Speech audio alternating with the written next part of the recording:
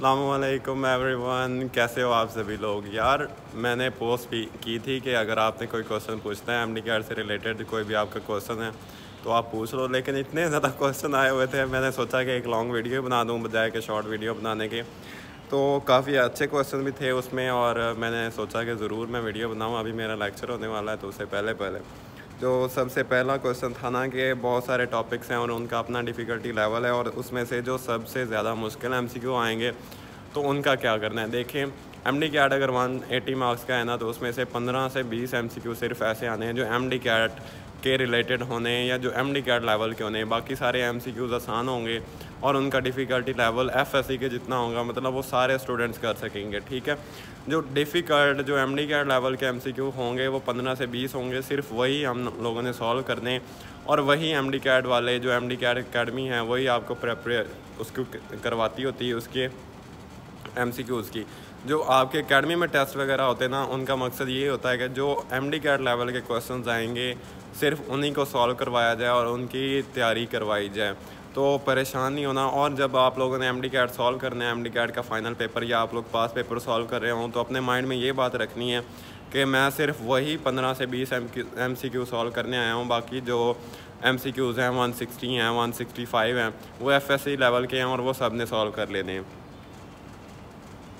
अच्छा, उसके बाद था कि मेरी लॉजिकल रीजनिंग की प्रेपरेशन हो गई है एक ही दिन के अंदर आफ्टर टेकिंग योर लेक्चर्स। और इंग्लिश का क्या करना है, शायद इतनी वीडियोस बनाने के बाद आप लोग मेरी इंग्लिश की प्रेपरेशन की जो प्लेलिस्ट है वो भी देख सकते हो।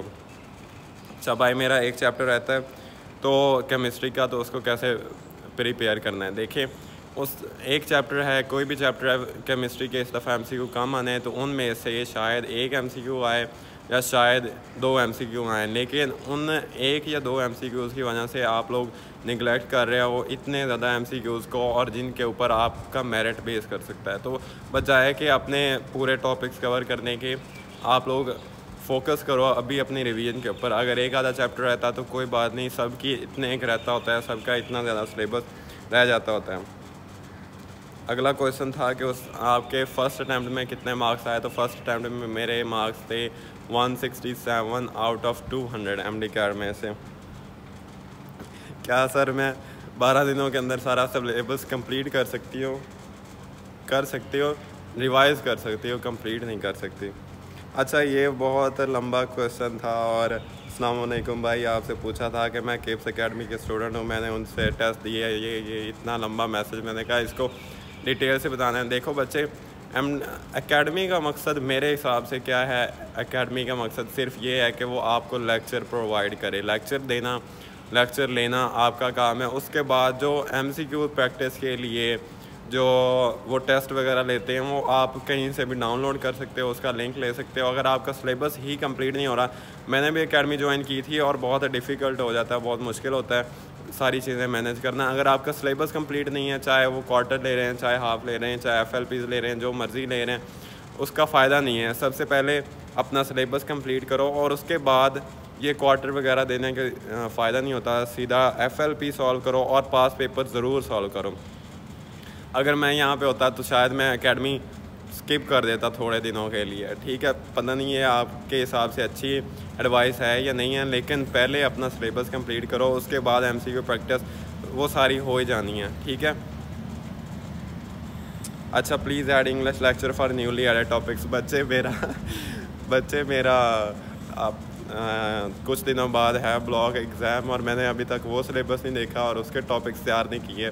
तो आप लोग कह रहे हो कि जो नया टॉपिक्स ऐड हुए, एक्चुअली बहुत मुश्किल हो जाता है। पिछले साल मुझे छुट्टियां थी और स्टूडेंट ने बहुत ज़्यादा रिक्वेस्ट की थी एमडी कैट इंग्लिश लेक्चर के लिए, तो इसलिए मैंने बनाए थे। अब थोड़ा सा मुश्किल हो जाता है मैनेज करना, तो जो टॉपिक्स हैं वो खुद ही प्रिपेयर करने पड़ेंगे आपको।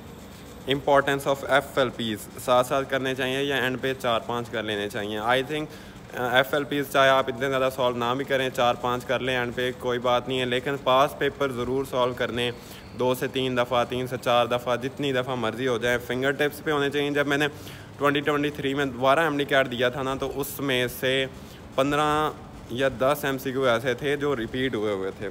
मेरा कैमरा मैन जा रहा है, उसने आज I am first year student, any advice.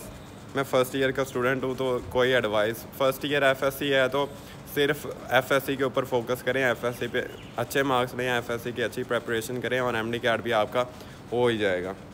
इस तरह एक और स्टूडेंट जो बहुत परेशान था, उन्होंने लिखा हुआ था कि सब लोग रिवीजन कर रहे हैं और मेरे से मैनेज नहीं हो पा रहा है, सिलेबस कंप्लीट नहीं है।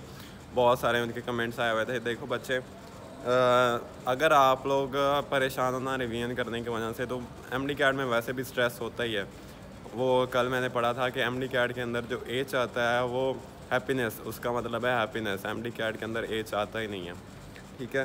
तो मैनेज कैसे करना है? अगर आपका सिलेबस कंप्लीट नहीं है तो फर्स्ट ऑफ ऑल अपना सिलेबस कंप्लीट करें, जो मेन टॉपिक्स हैं, उसके बाद उन्हें रिवाइज़ करें। और किसी की भी प्रेपरेशन 100% कभी भी नहीं होती है, चाहे मेरी भी थी। उस वक्त मैंने एमडी कैट क्रैक किया था, लेकिन मेरी भी 100% प्रेपरेशन नहीं थी। मैनेज किसी से भी नहीं होता, मैनेज करना पड़ता है।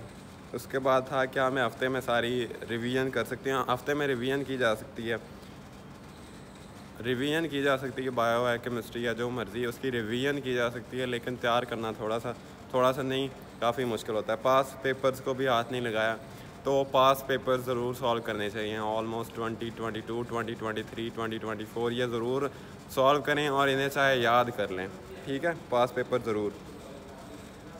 मेरे बहुत सारे चैप्टर रहते हैं, इंग्लिश और लॉजिकल रीजनिंग बिल्कुल रिवाइज नहीं की। इंग्लिश और लॉजिकल रीजनिंग के लिए आप लोग मेरी PDF या मेरे जो प्लेलिस्ट है वो यूज़ कर सकते हो। How to make notes, please tell me that how many pages in one chapter. Notes उतने ही बनाने चाहिए जितना आप रिवाइज़ कर सको, या जितना आपको इम्पॉर्टेंट पॉइंट्स लगें उतना है। कि ये ज़रूरी नहीं है कि एक चैप्टर में से इतने पेज होंगे तो नोट्स बनेंगे। जो आपको चीज़ इंपॉर्टेंट लगती है, लेक्चर्स या जो आप लोगों ने शॉर्ट लिस्टिंग की हुई है वो। अस्सलाम वालेकुम सर, क्या वाक एकेडमी में से केमिस्ट्री के फेडरल के टॉपिक्स हो जाएंगे क्लियर? हाँ, उसमें से हो जाते होते हैं। वाक एकेडमी से जो केमिस्ट्री के लेक्चर्स हैं उनमें फेडरल के पॉइंट्स हो जाते हैं। ये थे सारे क्वेश्चंस और इनका आंसर। अभी आप लोगों को कोई भी क्वेश्चन है तो आप लोग पूछ सकते हो, और जस्ट फोकस करो अपनी स्टडीज़ के ऊपर, जस्ट बी कंसिस्टेंट। मैं समझा कि मैंने सही तरीके से आपको गाइड किया है। मैंने अगर एक आधा कमेंट कर दें और उसका रिप्लाई दे दें तो सही तरह से आपकी प्रॉब्लम या उसका सलूशन नहीं मिलता होता सही तरह से। तो अगर आपका कोई भी क्वेश्चन है तो आप लोग कमेंट कर सकते हो, पूछ सकते हो, तो आई विल मेक श्योर कि मैं उसका आंसर करूँ। Thank you.